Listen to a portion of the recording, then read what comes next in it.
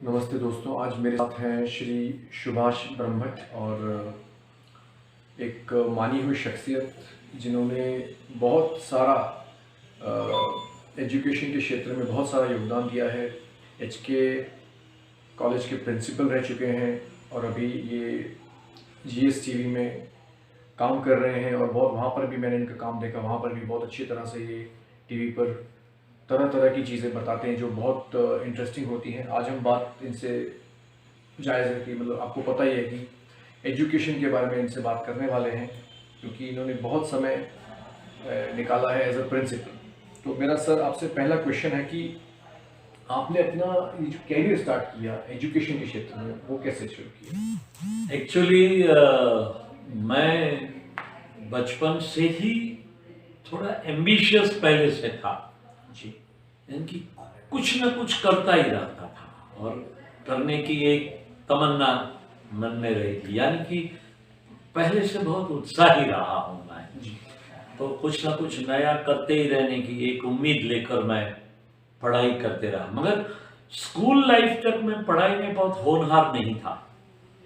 I was almost like a Lord's of the last bench उस तरह का ये था। मगर कॉलेज में आने के बाद मैं थोड़ा सीरियस हुआ कि कैरियर तो बनानी चाहिए, कुछ बनना चाहिए और कुछ करना भी चाहिए। तो पढ़ाई के साथ साथ मैं कुछ एक्स्ट्रा काम भी करता रहा ताकि आमदनी भी मेरी बढ़ती रहे थोड़ी थोड़ी, और साथ में उस तरह से दोस्तारों का ग्रुप भी ऐसा बनता रहा जो पॉलिटिकली बहुत अवेयर थे, सोशली अलर्ट थे मेरे सारे दोस्त। और कॉलेज में ऐसा एक ग्रुप बन गया कि जिनकी सोसाइटी के साथ कुछ कंसर्न होती थी कि कुछ भी समाज में हो तो तुरंत उनके रिएक्शंस आते थे, तो वो मेरे अंदर इनहेल होता ही गया। और इसलिए मैं जब भी कुछ करता हूँ या जब भी कुछ करना हो तो my concern to the society is always reflect in my every action. तो ये सब करने की वजह से एक ऐसा हुआ कि कॉलेज में पढ़ते पढ़ते सोचा कि अब आगे क्या बनेंगे। तो मैं तो आईएएस की तैयारी कर रहा था जी और 1982 में आईएएस की एग्जाम्स में रिटन टेस्ट में मैं पास भी हो गया था। जी जी मगर उस वक्त मुझे राजकोट में कॉलेज में प्रोफेसर की नौकरी भी मिल गई। तो मैंने सोचा कि ये तो बढ़िया काम है यार, क्योंकि पढ़ने के लिए पैसे मिलते हैं, पढ़ाने के लिए पैसे मिलते हैं, जी लिखने के लिए पैसे मिलते हैं और बोलने के पैसे मिलते हैं। जी तो प्रोफेसर में इतनी सारी चीजें होने की वजह से मैंने सोचा कि ये तो बेस्ट प्रोफेशन है कि मैं फ्री का फ्री भी हूँ and I can express my thoughts towards the young generations, और मैं उनको पढ़ा भी सकता हूँ। तो एक गुरु का मुझे पद भी मिलेगा, एक टीचर बन जाऊंगा, तो I can contribute a lot to the society. तो ये सोच के मैं जब गोल्ड मेडलिस्ट हुआ यूनिवर्सिटी से तो सोचा कि मुझे तो प्रोफेसर ही बनना है। जी तो आपने इस कहा तरह कि से आप लॉर्ड ऑफ teaching द में लास्ट बन गए। Lord of the last bench थे, तो इसका मतलब ये है कि अगर आज कोई भी बच्चा पिछली सीट पर बैठता है तो उसे ये चिंता नहीं करनी चाहिए कि कभी भी वो पढ़ाई में आगे बढ़ सकता है आपके अनुसार। कभी भी है ना? वो तो किसी एक भी अंदर चीज- से एक आग लगनी चाहिए अपने आप में। अगर थोड़ी एक चिंगारी भी लग जाती है ना जी तो आदमी बहुत आगे निकल जाते जी। हैं, कोई भी हो। अच्छा, आप जब प्रिंसिपल रहे तो किस किस तरह के ये मुश्किलें और प्रॉब्लम्स लेकर स्टूडेंट आपके पास आते रहे होंगे, तो क्या वो कुछ प्रॉब्लम्स बताएंगे किस तरह की प्रॉब्लम्स लेकर आते थे? स्टूडेंट्स लोगों की सबसे पहली तो ये प्रॉब्लम ये थी कि उनको फैसिलिटीज के बारे में, इंफ्रास्ट्रक्चर जो कॉलेज का है उसमें क्या क्या कमियां है अच्छा और क्या क्या करना चाहिए। सर बाथरूम में पानी नहीं आता है, हाँ। यानी कि स्पोर्ट्स रूम में कुछ ये कमी है, या तो कैंपस में हमें पार्किंग में ये प्रॉब्लम्स हैं। बहुत सारी कंप्लेंट्स है कि एक गलत रास्ते से लीडरशिप आगे आ रही थी। जी कभी कोई बच्चे एकेडमिक प्रॉब्लम्स लेके नहीं आए। बिल्कुल। हाँ, कुछ बच्चे आए कि सर ये टीचर पढ़ाते हैं तो हमें समझ नहीं पाता है कि वो क्या पढ़ा रहे जी। हैं, और या तो ये बोलते हैं तो लास्ट बेंच तक उनकी आवाज़ नहीं सुनाई देती है। ऐसे कुछ आए। मगर हमें ये किताब चाहिए, या तो आपकी लाइब्रेरी में ये चीजें नहीं है, ये नहीं है, ये सारी चीजें लेके नहीं आए बच्चे कभी भी। ऑन द कॉन्ट्री, मैं खुद अपने आप को महसूस कर रहा था कि मेरी कॉलेज के लाइब्रेरी में क्या कमियां हैं, कौन सी किताबें नहीं आती है, क्या मैगजीन्स नहीं आते, क्या न्यूज़पेपर्स नहीं आती, मैं मैक्सिमम क्या दूं मेरे बच्चों को जी।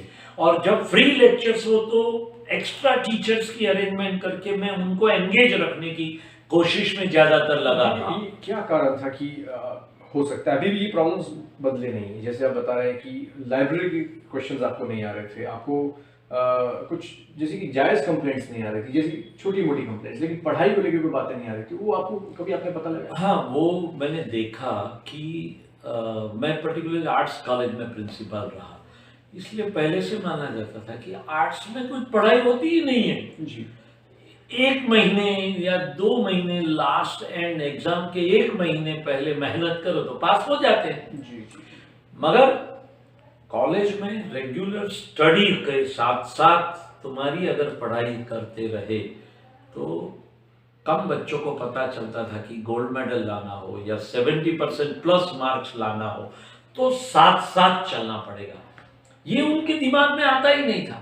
और स्कूल से होकर कॉलेज में आते थे तो एक फ्रीडम को महसूस करते थे। स्कूल में सप्रेस होते थे बच्चे, स्प्रिंग दबाई जाती थी, और यहाँ तो कोई पूछने वाला होता नहीं है, ऐसा मानते थे बच्चे। तो उनको ज्यादातर फ्रीडम, हाँ उनको हल्ला गुल्ला बहुत करना पड़ता था। और मैं पर्टिकुलरली ऐसा आदमी हूँ कि क्लासरूम की पढ़ाई के साथ साथ अगर स्टूडेंट्स को एक्स्ट्रा एक्सपोजर दिया जाए, यानी कि उनको वक्तृत्व में डाला जाए, उनको स्पोर्ट्स में डाला जाए, उनको एनसीसी में डाला जाए, उनके पास ड्रामा परफॉर्मेंसेस करवाया जाए, उनके पास कल्चरल एक्टिविटीज करवाया जाए, यानी कि उनका एक एक्स्ट्रा एक्सपोजर होना चाहिए। क्लासरूम के सिवा भी स्टूडेंट्स का क्लासरूम के बाहर भी एक एक्सपोजर होना चाहिए। तो मेरे यहाँ तो बच्चों को फ्रीडम ऑफ स्पीच बहुत थी।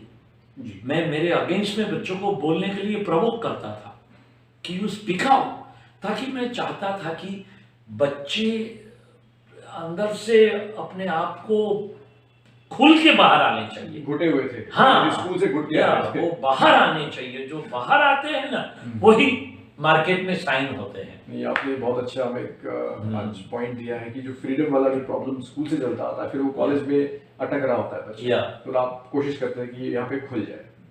ठीक है सर। तो आप एक दूसरी बात मैं आपसे पूछना चाहूँगा कि जब स्कूल से बच्चा आपकी कॉलेज में आता है या किसी भी कॉलेज में आता है, तो कितना वो पीछे से तैयार होकर आता है कॉलेज की एजुकेशन के लिए, कॉलेज की पढ़ाई के लिए, कितना मानसिक रूप से? कुछ मालूम नहीं होता है उनको, कुछ नहीं पता होगा। 12th के बाद बच्चों को कॉलेज में जाते हैं, इंजीनियरिंग में उनको क्या पढ़ना है मालूम नहीं है, मेडिकल में उनको क्या पढ़ने का है मालूम नहीं है, आर्ट्स कॉमर्स बीबीए कुछ भी आ जाए बच्चे, आप नहीं मानोगे बच्चे ब्लैंक स्लेट की तरह प्लेन पेपर होते हैं। और जो भी टीचर्स उनको बाद में घुटाने की शुरुआत करते हैं तब जाके उनको धीरे धीरे ओपनिंग होता है सब्जेक्ट की ओर में उनका। तो बेसिक उनको कुछ मालूम ही नहीं होता है कि कॉलेज में अब हमें जाके इंजीनियरिंग में क्या पढ़ना है कि मेडिकल में क्या पढ़ना है। हाँ, कुछ बच्चे के फैमिलीज में जो अलर्टनेस है जी, वो ऐसे 5% स्टूडेंट्स होते हैं। तो ये मुख्य रोल हम फैमिली का ही माने फिर कि फैमिली बच्चे parents should be very alert. और आप नहीं मानोगे कि आजकल तो parents should be more alert than the students कि मेरा बच्चा कहाँ जाता है, क्या करना है, उसको आगे कितने साल में क्या क्या प्राप्त करना है, ये पेरेंट्स शुड बी अलर्ट। अगर माता पिता अलर्ट रहे या परिवार में कोई गाइडेंस मिलना चाहिए जी, ये गाइडेंस हो तो बच्चे और भी होनहार हो सकते हैं। जी जी। तो अभी कुछ सी जो इंटरेस्ट ले रही हैं या वही बच्चे बहुत आगे निकल जाते हैं। राइट। अभी आज एक बहुत बड़ा जो इंडस्ट्री ओवरऑल बोले या कॉरपोरेट कहें, तो उन्होंने प्रश्न उठाया कि हमारे पास तो पढ़ के आ रहे हैं सब, लेकिन ये एम्प्लॉयबल नहीं, इनको जॉब देना, ये जॉब के लिए तैयार नहीं है और हम इनको जॉब दे नहीं सकते, चाहे इनके पास डिग्री कोई भी है। तो ऐसा क्यों है और इसका सोल्यूशन क्या हो सकता है? एक बात ये है कि हम लोग कॉलेजेस में थियरीज पढ़ाते हैं।